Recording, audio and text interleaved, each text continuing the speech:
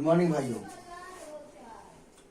आज का जो समीक्षा है वो समय से लेकर है। स्मार्ट तैयारी किस तरह से किया जाए, आज इसी के ऊपर समीक्षा है। जी हाँ, किसी भी सफलता के लिए समय को सही तरीके से अगर मैनेज कर दिया जाए तो वो स्मार्ट तैयारी हो जाती है और वो व्यक्ति उस क्षेत्र में सफल हो जाता है। यहाँ पर इसी बात की चर्चा है कि स्मार्ट तैयारी के लिए किस तरह से समय बनाया जाए।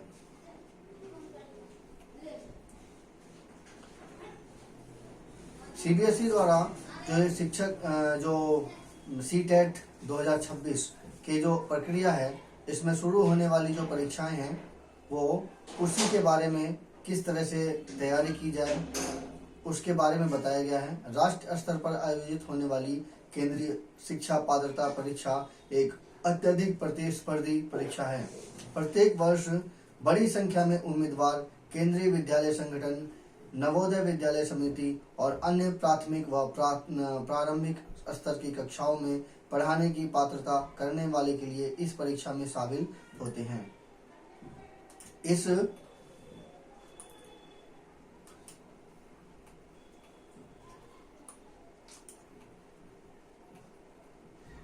इस बार यह परीक्षा 8 फरवरी 2026 को प्रस्तावित होगी। इस परीक्षा में सफलता प्राप्त करने के लिए उम्मीदवारों को अभी से तनाव मुक्त होकर अपनी तैयारी शुरू कर देनी चाहिए। इस परीक्षा में 3 महीने पहले का समय बहुत महत्वपूर्ण होता है। ऐसे में अगर उम्मीदवार अच्छी तैयारी करे तो आसानी से इस परीक्षा को उत्तीर्ण भी कर सकते हैं। समझे परीक्षा का प्रारूप और पाठ्यक्रम। क्या है परीक्षा का प्रारूप और पाठ्यक्रम?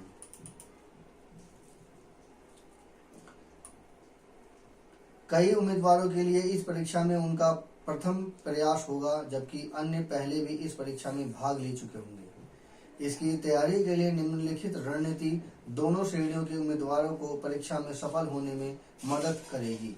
इसके लिए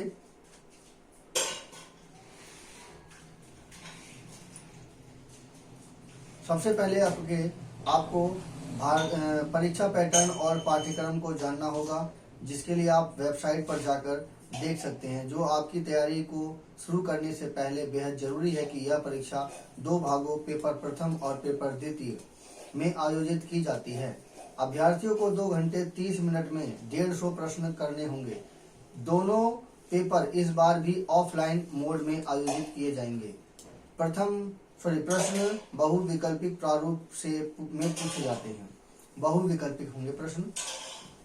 4 विकल्प, इनमें से केवल एक सही विकल्प होता है। प्रश्न पत्र द्विभाषी होगा, अंग्रेजी और हिंदी। अभ्यर्थी उपलब्ध माध्यमों में से कोई भी चुन सकते हैं। पेपर प्रथम के लिए इसके लिए पाठ्यक्रम में 5 खंड शामिल हैं। बाल विकास और शिक्षा शास्त्र। भाषा 1, भाषा 2, गणित और पर्यावरण अध्ययन। पेपर द्वितीय के लिए इसके पाठ्यक्रम में 4 खंड शामिल हैं। बाल विकास और शिक्षा शास्त्र, भाषा 1, भाषा 2, गणित और विज्ञान या सामाजिक अध्ययन या सामाजिक ज्ञान, सामाजिक विज्ञान।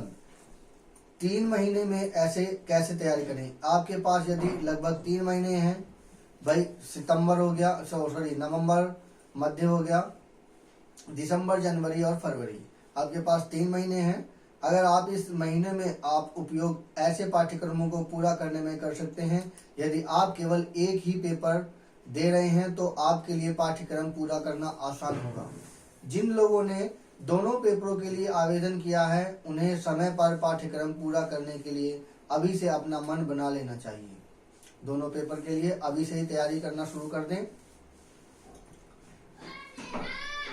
सर्वोत्तम CTET पर पुस्तकें खोजें। प्रत्येक खंड के लिए एक पुस्तक से शुरुआत करें और धीरे धीरे संदर्भ पुस्तकों का चयन करें। विभिन्न खंडों के लिए एक मजबूत आधार तैयार करने के लिए NCERT पुस्तकें सर्वोत्तम है। तैयारी करते समय छोटे नोट्स और 1-लाइनर नोट्स बनाना बहुत जरूरी है। इससे पुनरावृत्ति करना आसान हो जाता है और इससे आदत भी विकसित होती है। दूसरे महीने की जो रणनीति है वो है पाठ्यक्रम बहुत बड़ा होने के कारण उम्मीदवार अक्सर पहले ही पढ़े गए भाग भूल जाते हैं। विषयों को याद करना और उसके रिवीजन करना बहुत ही जरूरी है। तैयारी के दूसरे महीने में विषयों का रिवीजन करने के साथ ही महत्वपूर्ण विषयों पर कुछ अच्छी संदर्भ पुस्तकें पढ़ने का प्रयास करें। इससे विभिन्न महत्वपूर्ण विषयों पर अवधारणाओं को स्पष्ट करने में मदद मिलती है।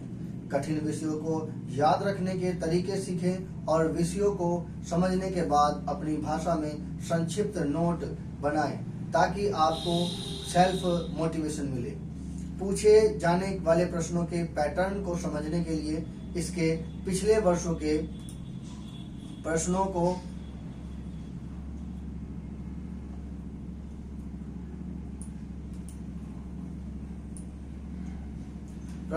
हल करना शुरू करें।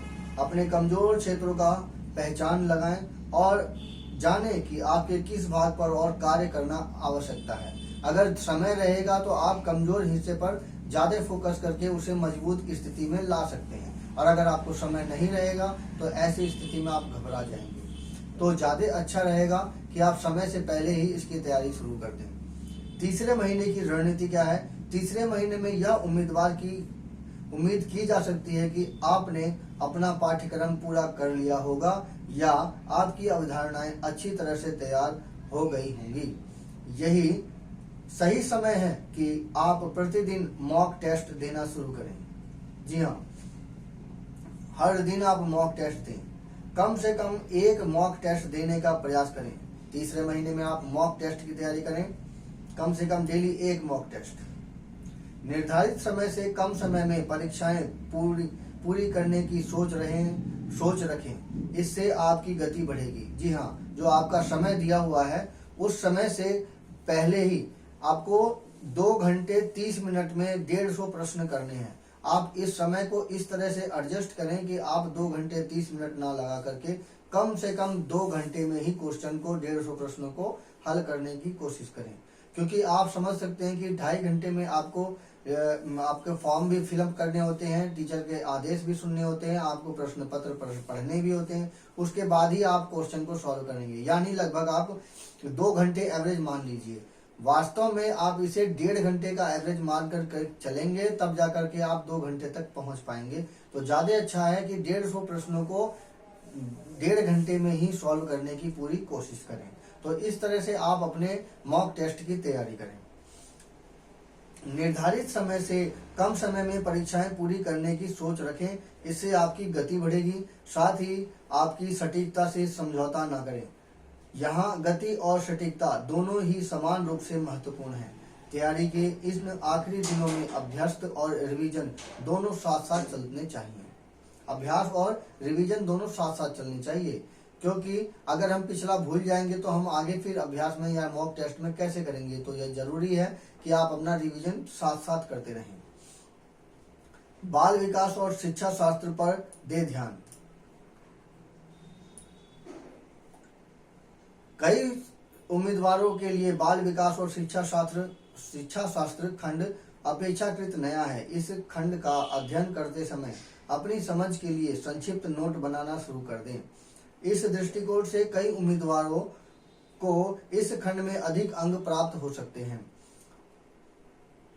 यह परीक्षा का बहुत महत्वपूर्ण स्कोरिंग अनुभाग है। इसमें कम नहीं है, इसे कम नहीं आंकना चाहिए। बाल विकास के सिद्धांतों, विशेष रूप से पियागे, वायगोत्स्की और कोहलबर्ग की अवधारणाओं पर ध्यान दें। बच्चों के संज्ञानात्मक और भावनात्मक विकास के चरणों को समझें। विभिन्न शिक्षा पद्धतियों, सीखने और अक्षमताओं और समावेशी शिक्षा को अवधारणा की अध्ययन करें। तो इस प्रकार से आप इस पेपर की तैयारी करें। सीटेट की तैयारी के लिए जो जरूरी है वो है बेहतर तरीके से उम्मीदवारों को अपने मस्तिष्क को तरोताजा और तनाव मुक्त रखना जरूरी है। पढ़ाई के दौरान छोटे छोटे ब्रेक लेते रहें। अगर आप प्रत्येक भाग के लिए बराबर समय देकर रोजाना पढ़ाई की दिनचर्या बना लें तो यह अवसर फायदेमंद होता है। साथ ही अपने लक्ष्य की ओर बढ़ते रहने के लिए YouTube पर प्रेरक वीडियो भी देखें। इस परीक्षा में कोई नकारात्मक अंक की व्यवस्था नहीं है, इसलिए सभी प्रश्न हल करें, लेकिन लगाने से बचें, रट्टा लगाने से बचें और सारे प्रश्न सॉल्व करें, क्योंकि इसमें कोई भी नेगेटिव मार्किंग नहीं है। सॉरी। भाषाओं में निपुणता पर करें प्रयास। कई उम्मीदवारों के लिए भाषा अनुभाग एक चुनौती हो सकती है। भाषा 1 और भाषा 2 दोनों को शिक्षण में आपकी दक्षता और शिक्षण माध्यम की समझ का आकलन करने के लिए तैयार किया गया है। नियमित रूप से समझ वाले अंशों का अभ्यास करें क्योंकि वे भाषा अनुभागों का एक बड़ा हिस्सा बनते हैं। अपने व्याकरण और शब्दावली के में सुधार करें क्योंकि ये दोनों ही पेपर के महत्वपूर्ण घटक हैं। तो यह समीक्षा कैसी लगी, इस बारे में मेरे इस चैनल पर कमेंट करें और मेरे इस चैनल को सब्सक्राइब करें। ऐसे ही इंफॉर्मेटिव वीडियो सुनने के लिए कृपया मेरे इस चैनल को सब्सक्राइब करें। धन्यवाद।